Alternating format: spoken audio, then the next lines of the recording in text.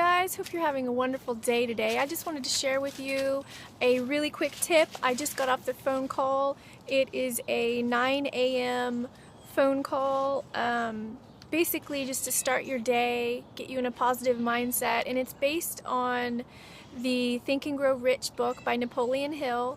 Paul Hutchins is the guy that coordinates the phone call, and it is a remarkable tool for entrepreneurs of any market to tap into and use every day. It's Monday through Friday, 9 a.m., and there's a 24-hour time that you can replay. So today we actually talked about the book Think and Grow Rich in the imagination chapter, and it really was cool for me because I really loved that chapter. It was a really short chapter, but it was seriously cool because I'm pretty artsy and creative, and I do know what it's like to have a block and to feel like I'm not tuned in anymore. I haven't had dreams for like years. I haven't been dreaming. I mean, occasionally I'll have one and I'm like, that was interesting or funny.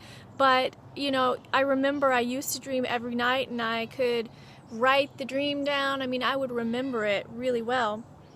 And I haven't had a dream like that to where it's every night since I started reading this book again.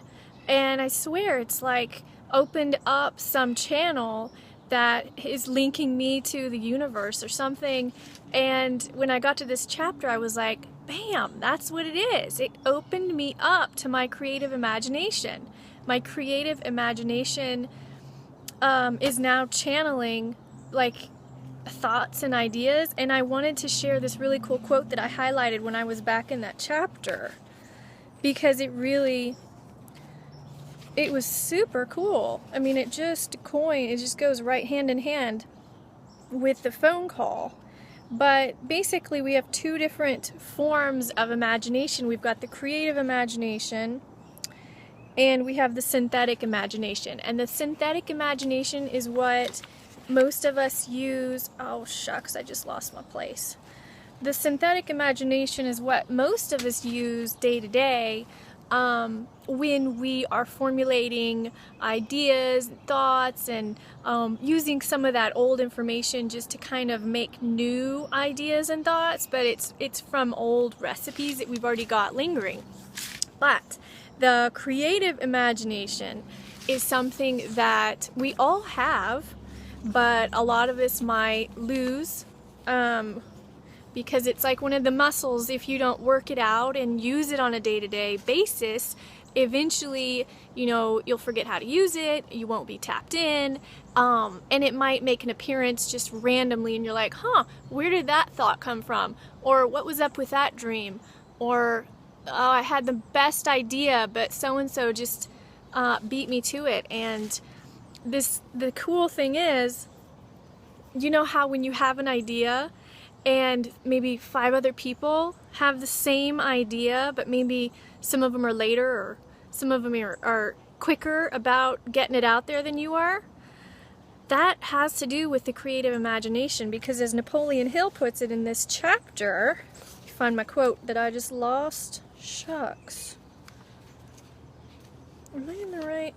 No, I lost it. Okay, hold on one sec. Let me find it again. As Napoleon Hill puts it, the creative imagination is the faculty that one individual may tune in or communicate with the subconscious minds of other men. So how cool is that? That is where all those ideas that we should have had because so-and-so had them first, we should have already done something about them. That's where all that comes from. Through the faculty of creative imagination, the finite mind of man has direct communication with infinite intelligence. It is the faculty through which hunches and inspirations are received. It is by this faculty that all basic or new ideas are handed over to man. And then again, here's that quote. It is through this faculty that one individual may tune in or communicate with the subconscious minds of other men. So you guys know what I'm talking about with that, where you're beat with an idea you had 10 years ago by someone else. They had the exact same idea, but they were faster at it than you, or they actually did something about it. So I thought that was really cool, and the fact that I have been dreaming like crazy since I started reading this book, which to me says I have opened up something.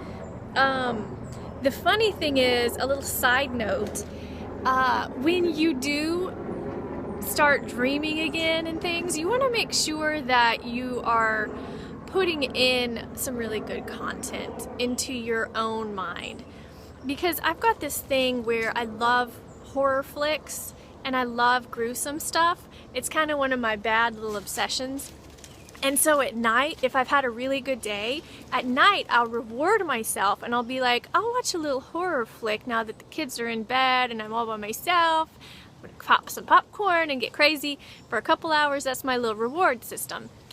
Well, since I started dreaming again, in the beginning I was having great dreams, you know, really cool stuff. And then it started getting funky and creepy. And I was like, oh crap, I might need to start feeding my subconscious some better material. Because if it is, you know, an actual muscle that I'm operating here without realizing it, it's definitely food for thought to try and fuel it with uplifting, encouraging, prosperous thoughts. And so I might need to replace my horror flicks with some better material.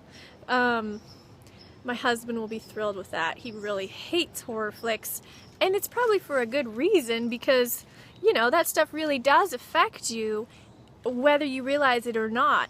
And I just thought that was so interesting that my dreams started up again right when I start this book. I mean, after years of not dreaming.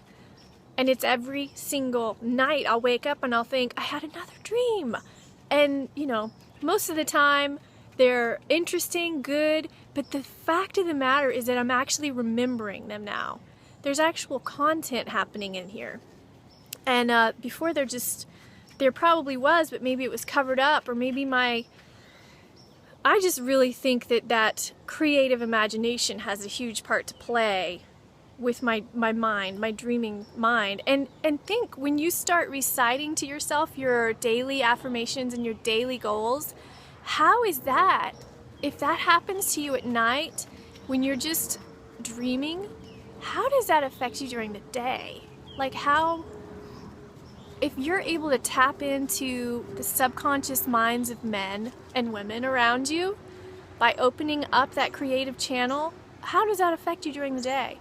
How many more opportunities can present themselves if you're flowing naturally and organically, right? That's so cool. I hope you guys have gotten something out of this and continue to listen in on those morning videos, phone calls, because they really, really always, they coincide always with what's going on with me in some form or another. I wanted so badly to push the *6 at the end of the phone call where everybody gets to talk, they get a chance to talk, but everybody kept crowding in front of me and I was like, darn it, I wanted to share that. But regardless, everybody had a really good message that they shared, and hopefully next time I'll be able to share my tidbit. I thought that was so funny. I was like, Paul, I really want to talk to you. But it just wasn't meant to be, so I decided to make a video so I could share it with you guys instead. Yeah, so you guys have a great day and keep up with those positive affirmations, and I'll talk to you soon. Bye!